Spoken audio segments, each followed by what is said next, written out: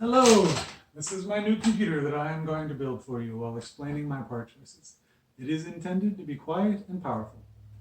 Antec P101 Silent case, Asus TUF X570 motherboard, PowerColor Red Devil AMD Radeon RX 5700 XT graphics card, AMD Ryzen 7 3700X CPU, Noctua NH-U12S chromax.black CPU cooler, Crucial 32 gigabytes, 3200 megahertz CL16 memory, Corsair RM850X power supply, Western Digital Red disk drives, and an old SATA SSD.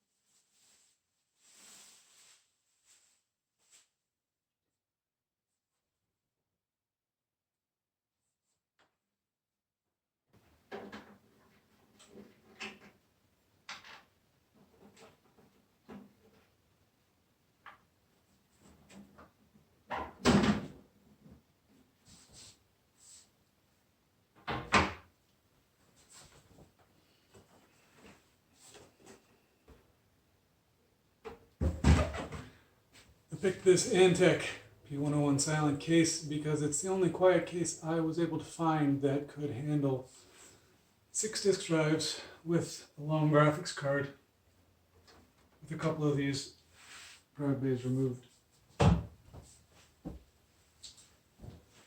I like it. It's well rated. Tom's Hardware has a good review.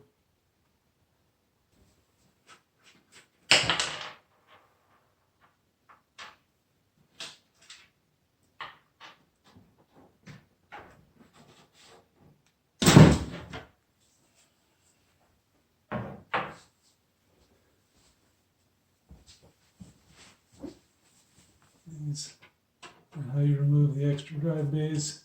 They're thumb screws, but they're tight.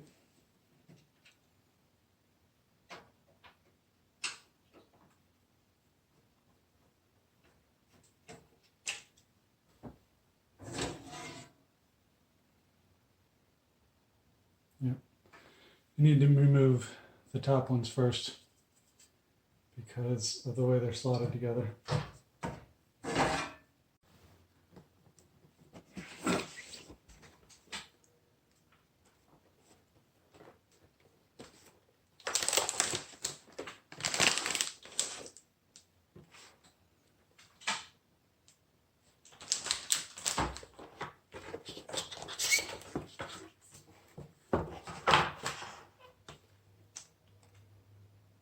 See the motherboard standoffs and screws. There you go.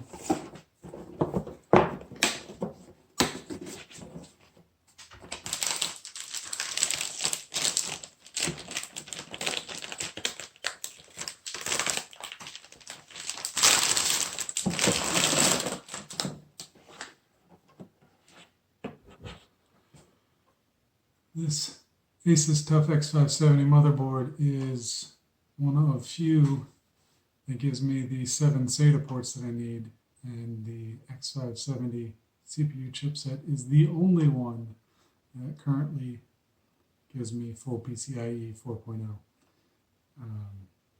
This motherboard also has excellent voltage regulation, so this motherboard really suits me perfectly, and it was a great price. There is also a version with Wi-Fi that I did not get.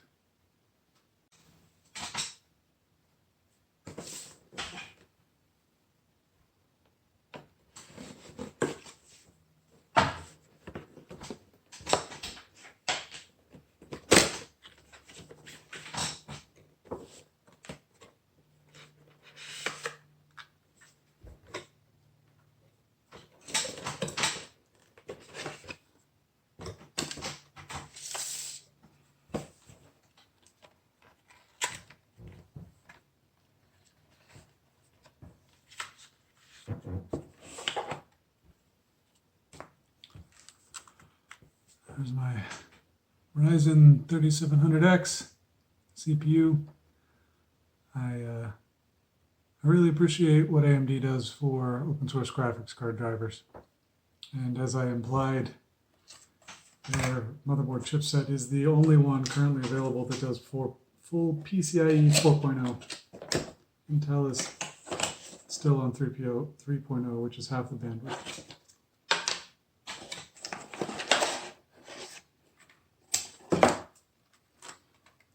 This is the included CPU cooler, which I am not going to use. I believe it is entirely adequate, but I got one that's quieter.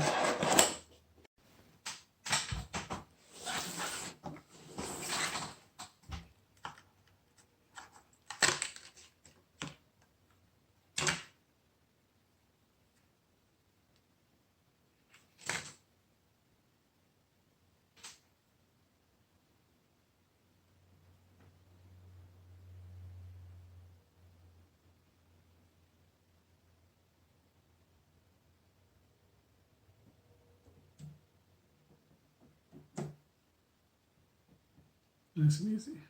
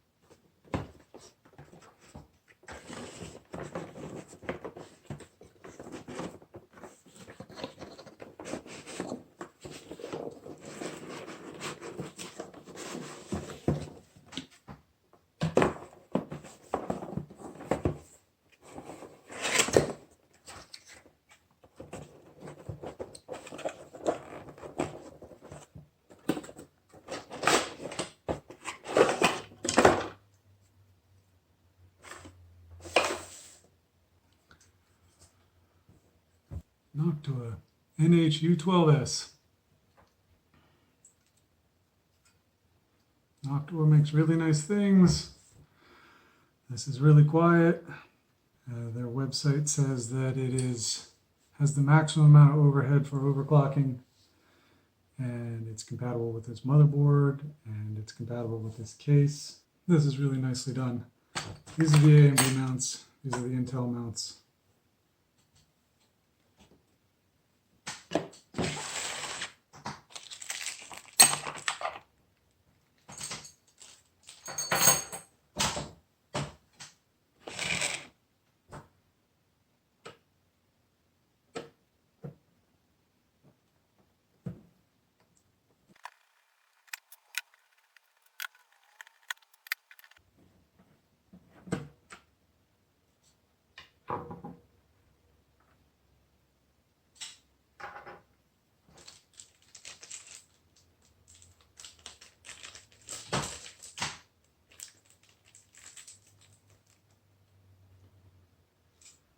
Gray standoffs for AM4.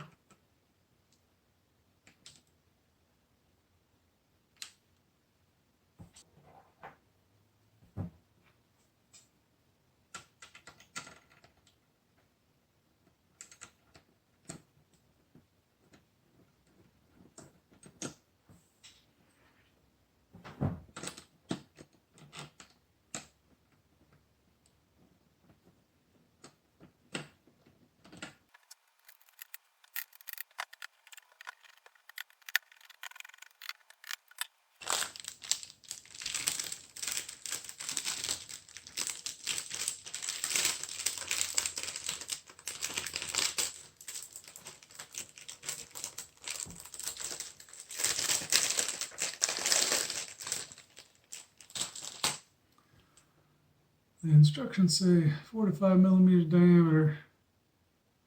This stuff.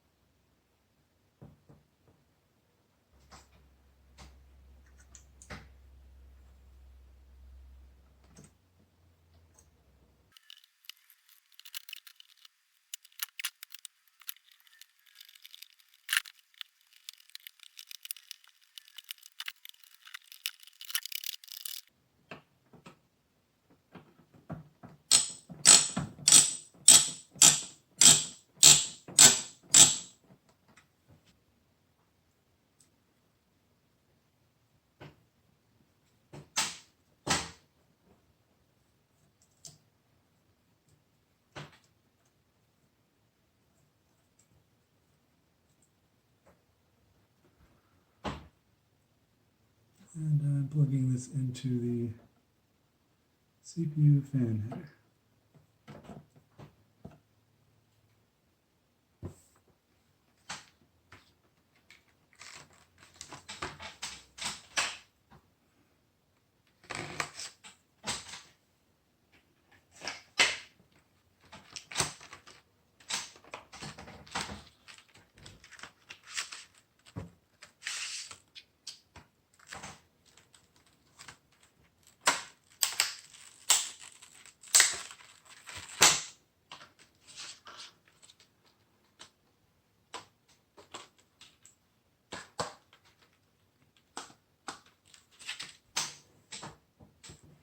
So it was basically between Crucial and G-Skill. G-Skill was less expensive. I decided to go with Crucial because I have more faith in it. And this is the least expensive 3200 megahertz CL16 memory that Crucial says works with this motherboard. Asus's list of compatible memory seems to be fairly incomplete. 3200 megahertz is the maximum this CPU can do without overclocking. People often recommend 3600 megahertz, but I figure if I'm going to overclock my CPU, I can overclock my memory too. And at 32 gigabytes, the extra speed is expensive. The latency of 16 is most common, and anything lower got expensive quickly.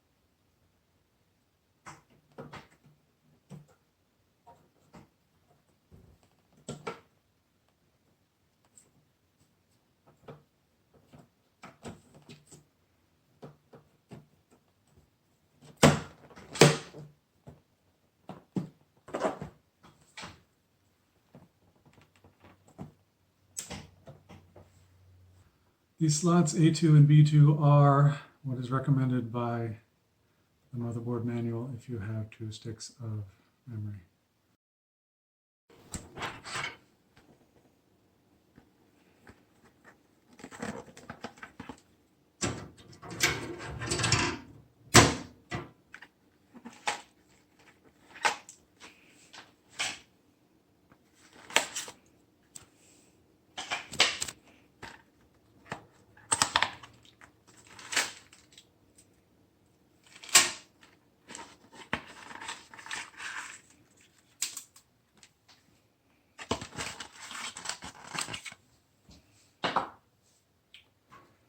Five zip ties, a whole lot of screws, some feet, 6 of the 9 ATX motherboard standoffs came pre-installed, so I am installing the other 6.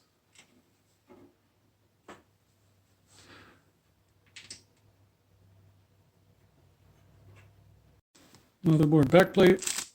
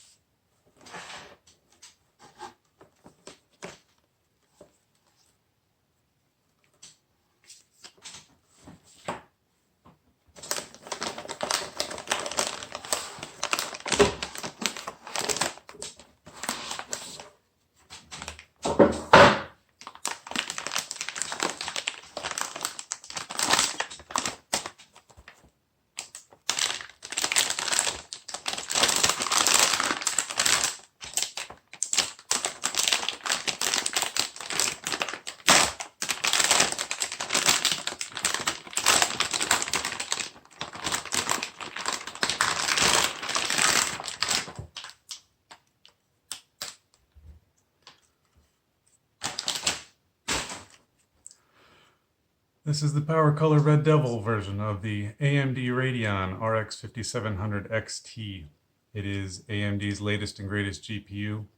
Their open source drivers are important to me, and this Red Devil version was measured as the quietest. I decided not to wait for the 6000 series because of the possibility that supply will be as awful as NVIDIA's latest release.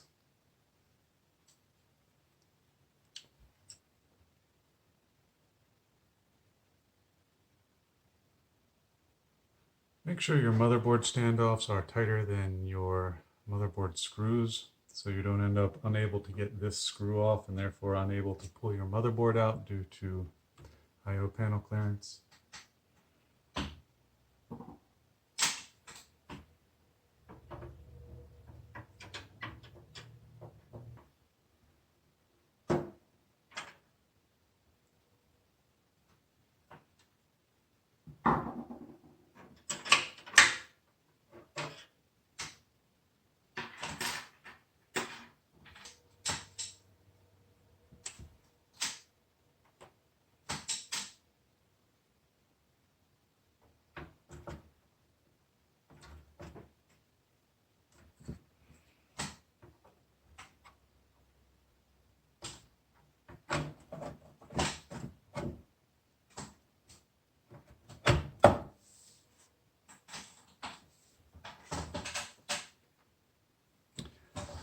You can see the motherboard chipset fan is completely covered by this graphics card.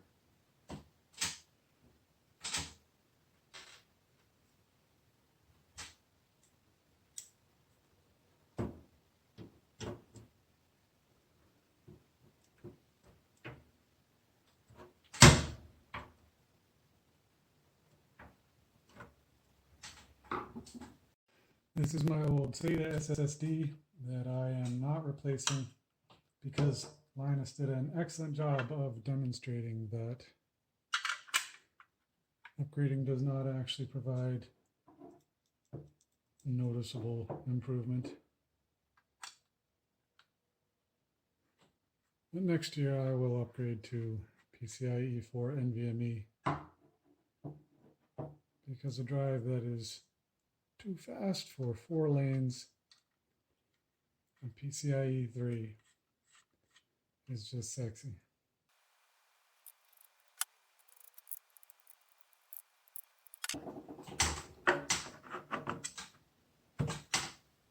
Nice.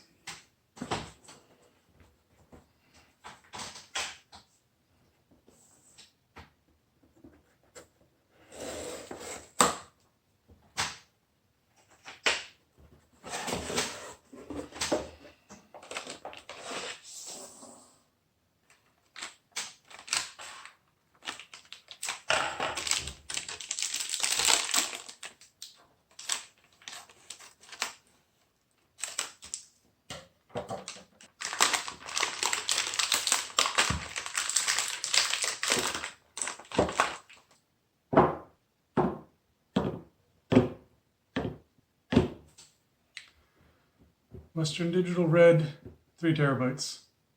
2 new ones to match my 4 old ones.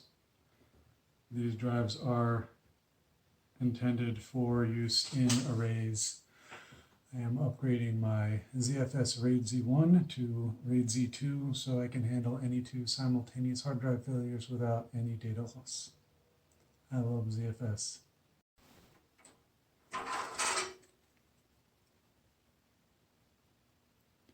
See these pins?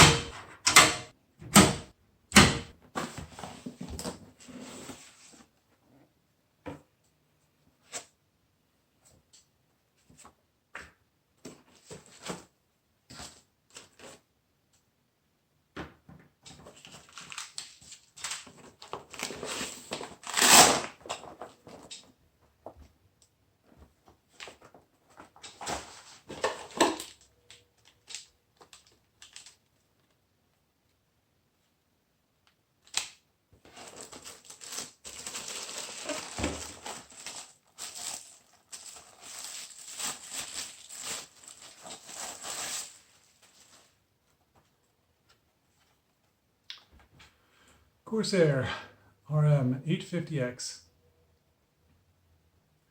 This system is estimated at 499 watts, so this is way more than I need. It's a pretty nice line from a company that makes nice power supplies. It's got a nicer, quieter bearing in the fan. The fan doesn't spin up until it hits 40% load. So since I'm so far over what I need, the fan isn't going to spin up much. And I figured this should last me a decade or 2. Do not use power cables that did not come with your modular power supply. You will destroy your hardware. They are often mechanically compatible with different pinouts, and I really wish they would fix that. Incredibly inconvenient to plug the power supply end of the power cables in last, so I'm plugging those in first. I have electrical taped the extra ends of my PCIe power cables. 24 pin ATX.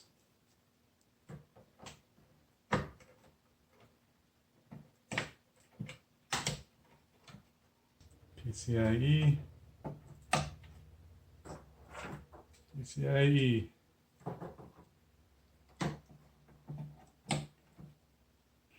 CPU, SATA,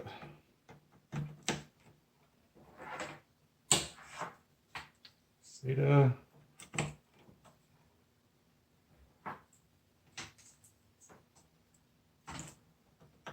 SATA.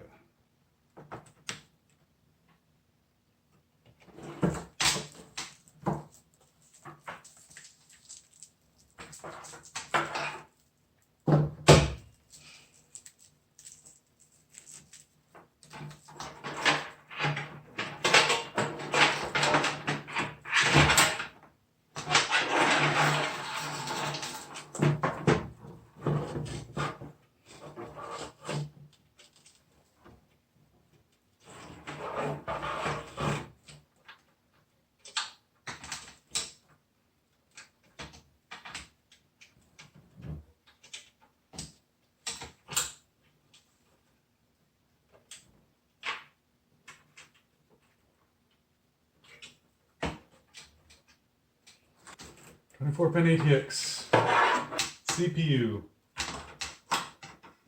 PCIe, PCIe,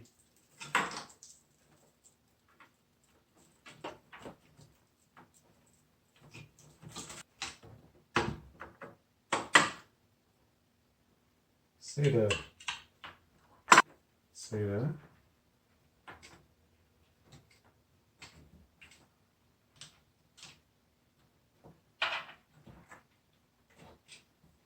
and SATA.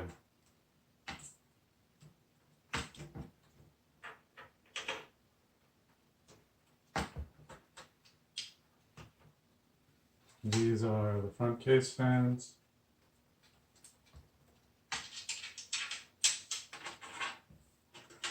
Front panel audio, power switches, hard drive light. Front panel USB. 6 SATA disk drives, 1 SATA SSD.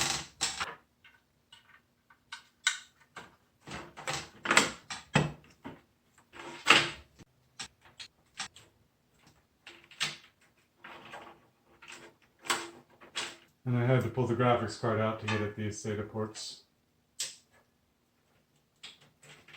This fan is the tightest, so it goes first.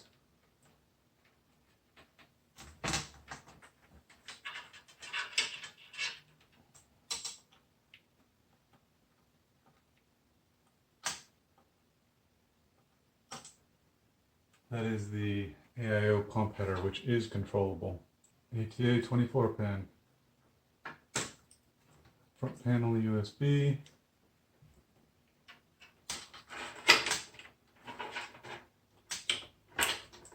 Hard drive 1, hard drive 2, disk drive 3, disk drive 4, 5, and 6.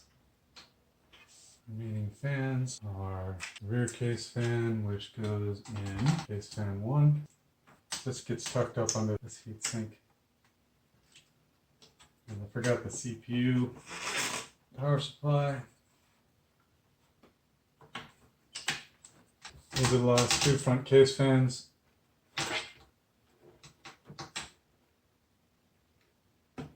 And 2, and 3. Hard drive light, reset switch, and power switch. And front panel audio.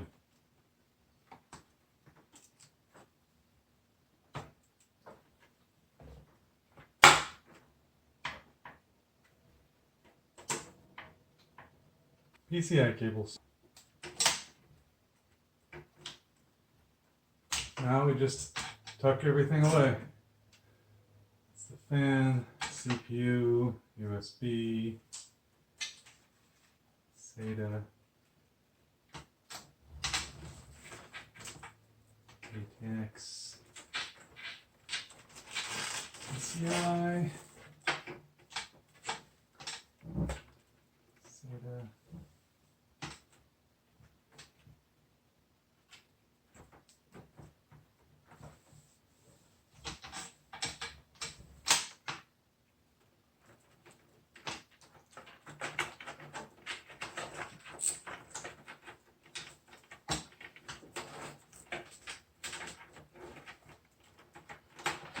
And I found a front panel USB connector I forgot.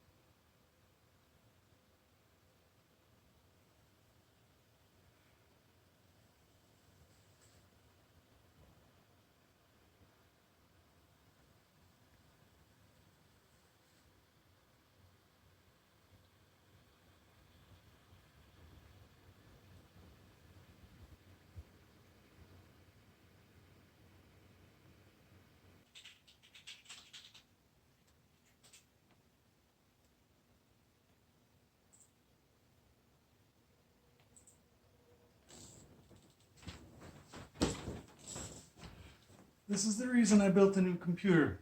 I fantasized about it for 6 years. It's a 50-inch 4K Hisense H8G. It has higher pixel density than the 27-inch 1080p monitor it replaced. It has 444 color and low input latency. I picked this one because RTings rated it the best budget 4K gaming TV. It is glorious. Let me know if you'd like to see me experiment with fan curves and airflow leak sealing while measuring their effects on noise and temperatures. Thanks for watching.